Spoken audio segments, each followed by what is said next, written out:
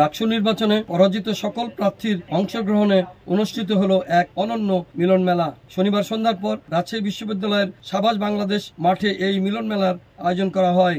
মেলায় অংশ নেন পরাজিত প্রার্থীরা, তবে বিজয়ীরা ছিলেন অনুপস্থিত। পরাজিত প্রার্থীরা জানান, রাকসু নির্বাচনে তারা জয় না পেলেও তাদের মধ্যে কোনো হতাশা নেই, বরং আজকের এই মিলন মেলা তাদের জন্য আনন্দ ও ঐক্যের বার্তা বয়ে এনেছে।